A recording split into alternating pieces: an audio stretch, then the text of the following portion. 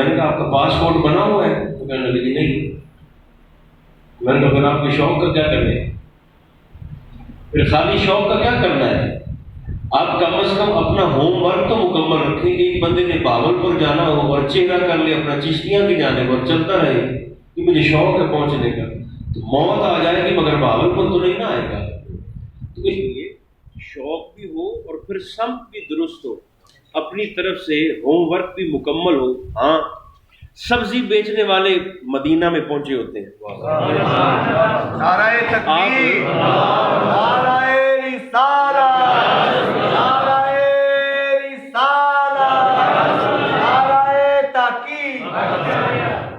برف بیچنے والے، آپ یقین جانیں برف کا پھٹا ہے، پاکستان میں برف کا پھٹا ہے مگر برف بیچنے والے مدینہ پہنچے ہوئے، سبزی فروش تگاری اٹھانے والے مدینہ منورہ پہنچے ہوئے۔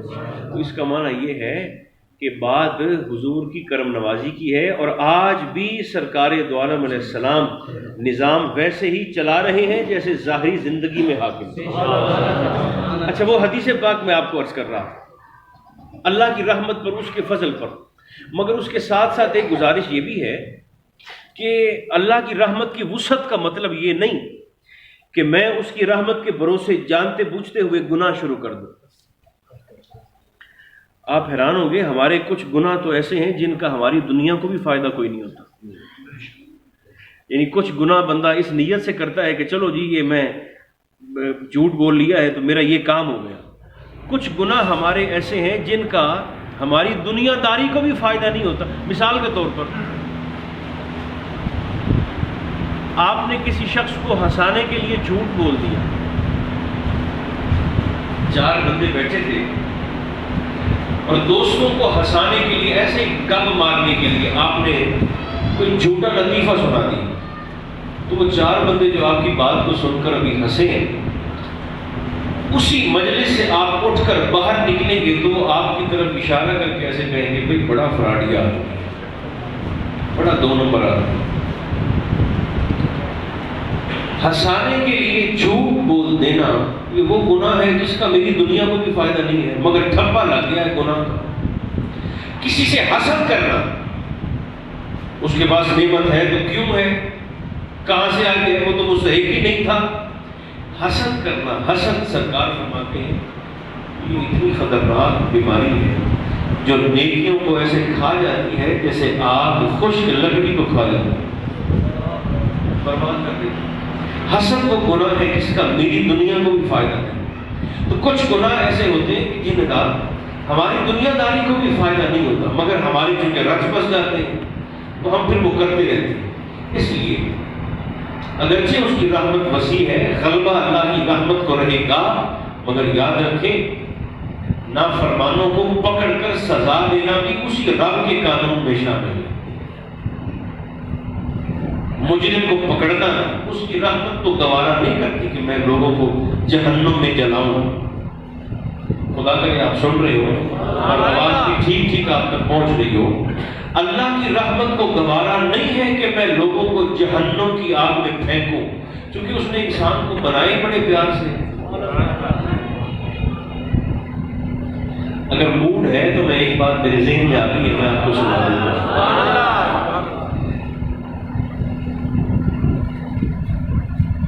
رب کا پیار اتنا ہے بندے کے ساتھ کہ کائنات کی ہر شے کو اللہ نے لفظ کن سے بنایا ہے۔ آپ اور میں وہ شاندار مخلوق ہے اللہ کی جنہیں پروردگار نے لفظ کن سے نہیں بنایا بلکہ اپنے دست قدرت سے خود تخلیق فرمایا۔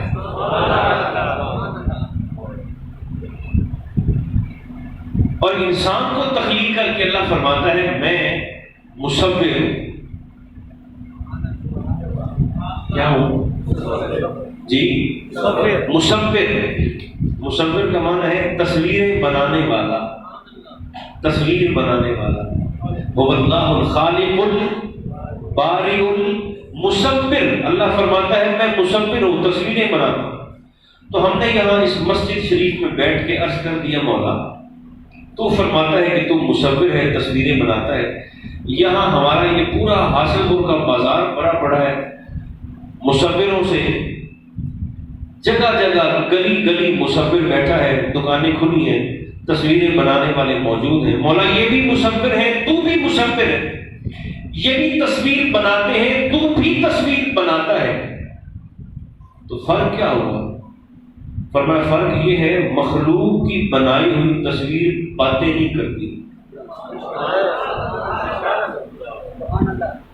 مخلوق کی بنائی بولتی نہیں، مگر جو تصویر میں بناتا ہوں وہ بولتی بھی ہے، وہ سنتی بھی ہے، وہ کھاتی پیتی بھی ہے، وہ چلتی پھرتی بھی ہے، وہ اٹھتی بیٹھتی بھی ہے، جاگتی سوتی بھی ہے. اچھا علامہ راضی نے نا اس لفظ مصور پر بڑا خوبصورت مضمون لکھا ہے. کبھی موقع ملے تو جو صاحبان علم ہے وہ اس مضمون کا ضرور مطالعہ فرمائے. صرف لفظ مصور پر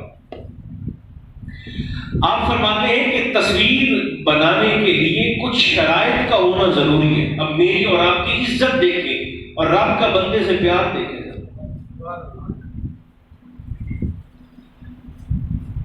پہلی شرط یہ ہے، کوشش کرتا ہوں کہ میں جلدی بغیر وضاحت کی کچھ باتیں آپ کو سنا دوں. تصویر بنانے کے لیے پہلی شرط یہ ہے میرے بھائیوں کہ کسی جگہ کا ہونا ضروری ہے جس جگہ پر بیٹھ کر مصور تصویر بنائے. نہیں بولے نا گوانا بھی تو بھائیوں، کوئی کمرہ ہو، کوئی اسٹوڈیو ہو، کوئی آرٹ گیلری ہو، کوئی جگہ ہو، کوئی تھان ہو جتنے بندہ بیٹھ کے فوٹو بنا دے، تصویر بنا دے. تو ہم نے عرض کیا مولا تصویر بنانے کے لیے تو کسی جگہ کا ہونا ضروری ہے جس جگہ پر بیٹھ کر مصور تصویر بنائے. تو کہاں تصویریں بناتا ہے؟ فرمایا میں ایسا مصور ہوں جو جگہ کا محتاج نہیں. هو الذی یصورکم فی الارحام کیف یشاء. میں ایسا مصور ہوں جس نے ماں کے پیٹ میں کبھی آئینہ دیکھنا 6 فٹ کی کیسی تصویر بنا ڈالی ہے. میں کمروں میں تصویر نہیں بناتا، میں اسٹوڈیو میں تصویر نہیں بناتا، میں آرٹ گیلری میں تصویر نہیں بناتا، میں ماں کے پیٹ میں تصویر بناتا ہوں. میں ایسا مصور. ایک تصویر بنانے کے لیے دوسری شرط یہ ہے کسی چیز کا ہونا ضروری ہے جس چیز پر تصویر بنائی جائے. کوئی پیپر ہو، کوئی کاغذ ہو، کوئی کینوس ہو جس پر، کوئی گدا ہو، کوئی دیوار ہو جس پر تصویر بنائی جائے. ہوا میں تو بنتی نہیں. کسی شے کا ہونا ضروری ہے جس چیز پر تصویر بنائی جائے. کوئی ٹھوس چیز ہونی چاہیے جس پر مصور تصویر بنائے. عرض کیا مولا تصویر کے لیے تو کسی شے کا ہونا ضروری ہے، کسی ٹھوس چیز کا ہونا ضروری ہے. تو کس جگہ پر تصویر بناتا ہے؟ فرمایا میں ٹھوس چیزوں کا پابند اور محتاج نہیں ہوں. وَجَعَلْنَا مِنَ الْمَاءِ كُلَّ شَيْءٍ حَيٍّ. میں ایسا مصور ہوں جس نے پانی کے قطرے پر تصویر بنائی ہے. اور کیسی بنائی ہے؟ فرمایا کبھی گھر میں آئینہ دیکھ لینا، پانی کے قطرے پر تصویر بنائی. جو آسانی سے بول سکتے ہو ذرا مجھے بول کر بتا دیں کبھی ایسا ہوا ہے کہ کسی نے پانی پر فوٹو بنا دیا؟ اور پانی بھی صرف پانی کا قطرہ ہے آپ پر. اللہ فرماتا ہے میں نے پانی کے قطرے پر تصویر بنا دی. اچھا تصویر کے لیے تیسری شرط یہ ہے روشنی کا ہونا ضروری ہے. نہیں ضروری؟ کوئی بڑے سے بڑا مصور ہو، ماہر ہو، آپ اسے کمرے میں بند کر دیں، لائٹ بھی آف کر دیں اور دروازہ بند کر کے اس سے کہیں کلر پلیٹ بھی دے دیں، کینوس بھی دے دیں، اس کے ہاتھ میں برش بھی دے دیں اور اس سے کہیں لو بھائی اب اندھیرے میں تصویر بناؤ. وہ بڑے سے بڑا ماہر بھی ہوگا نا، بڑے سے بڑا ایکسپرٹ بھی ہوگا تو آڑی ترچھی لکیریں بنا لے گا مگر تصویر اس سے نہیں بنے گی اندھیرے میں. روشنی کا ہونا ضروری ہے. بولا تو کس روشنی میں تصویر بناتا ہے؟ فرمایا میں کو روشنیوں کا پابند ہوں، میں کو روشنیوں کا محتاج ہوں. تمہارا پھر فرمایا وَيَخْلُقُكُمْ فِي بُطُونِ أُمَّهَاتِكُمْ. میں روشنی میں تصویر نہیں بناتا، فرمایا میں ماں کے پیٹ کے تین اندھیروں میں تصویر بناتا ہوں۔ پہلا اندھیرا ماں کے پیٹ کا، دوسرا اندھیرا پیٹ کے اندر رحم کا، اور تیسرا اندھیرا رحم کے اندر بچہ دانے کی جھلی کا۔ دنیا کا مصور فرمایا ہوگا روشنیوں کا محتاج، میں روشنی کا محتاج نہیں ہوں، میں تین اندھیروں میں تصویر بناتا ہوں۔ مولا کیسی بناتا ہے؟ فرمایا آئینہ دیکھ لینا کیسی بناتا ہے۔ اچھا، چوتھی شرط یہ ہے، دنیا کا مصور اپنی بنائی ہوئی تصویر کو آگ سے بچاتا ہے کہ میری تصویر جل نہ جائے،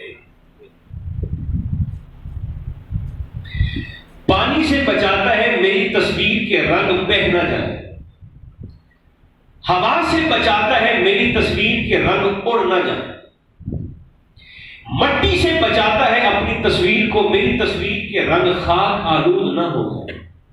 یہ دنیا کا مصور آگ سے بھی بچاتا ہے، پانی سے بھی بچاتا ہے، ہوا سے بھی بچاتا ہے، مٹی سے بھی بچاتا ہے۔ مولا تو کیسا مصور ہے؟ فرمایا میں ایسا مصور ہوں جس نے تصویر کے ان چاروں دشمن عناصر کو ملا کر، کبھی دیکھو تو صحیح کیسی فوٹو بنا ڈالی۔ یہ میرا اور آپ کا اعزاز ہے، یہ انسان کا اعجاز ہے۔ اس قدر محبت سے اللہ نے انسان کو خلق فرمایا، پیدا کیا بے نیاز ہو کر، اور اس کا پیار دیکھیں ذرا۔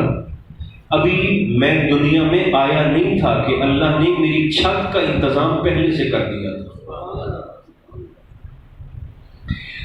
ابھی ہم دنیا میں آئے نہیں تھے کہ اللہ نے ہماری روٹی کا انتظام ہمارے آنے سے پہلے کر دیا تھا۔ ابھی ہم دنیا میں آئے نہیں تھے، ابھی تو ڈاکٹر نے کہا تھا کہ آپ کے بچے کو پیدا ہونے میں ابھی تو بھائی 7 دن دیر ہے، اگلے ہفتے آ جائیں، بچہ پیدا ہونے میں 1 ہفتہ بھی لیٹ ہے۔ اللہ فرماتا ہے ذرا سوچو تو صحیح، ابھی تو دنیا میں آیا نہیں تھا کہ میں نے تیری تربیت کے لیے، تیری حفاظت کے لیے، تیری خدمت کے لیے باپ اور ماں کی صورت میں 2 حساس رشتے کو تیرے لیے تعینات کر دیے،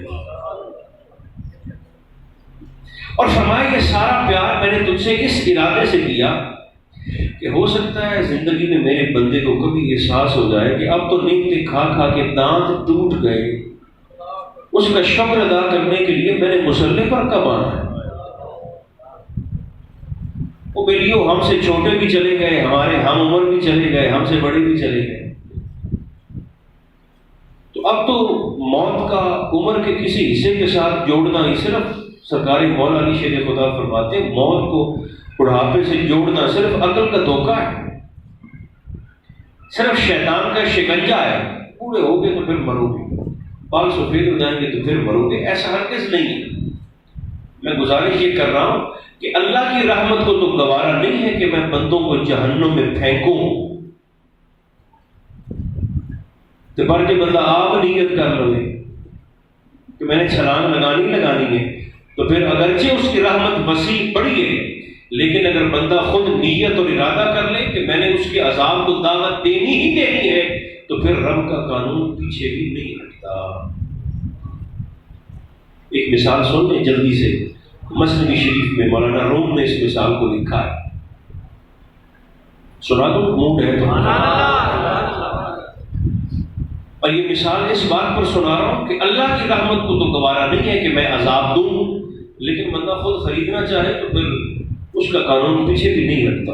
رومی فرماتے ہیں، اچھا مثال ذرا دیکھیں، آپ فرماتے ہیں ایک بوڑھی اماں نے بچڑا پال لیا، اور ماں کو اس بچڑے سے محبت اتنی ہے کہ اس اماں نے اس بچڑے کا پیار سے نام بھی رکھا۔ بوڑھی اماں بچڑے کو نام لے کر بلاتی ہے، وہ دوڑتا آتا ہے، پیار بھی کرتی ہے، نہلاتی بھی ہے، خدمت بھی کرتی ہے، کھلاتی بھی ہے، اور اماں اس بچڑے کو اس نیت سے پال رہی ہے کہ جب یہ بڑا ہو جائے گا تو میں میرے بچے اس بچڑے کے ذریعے بیل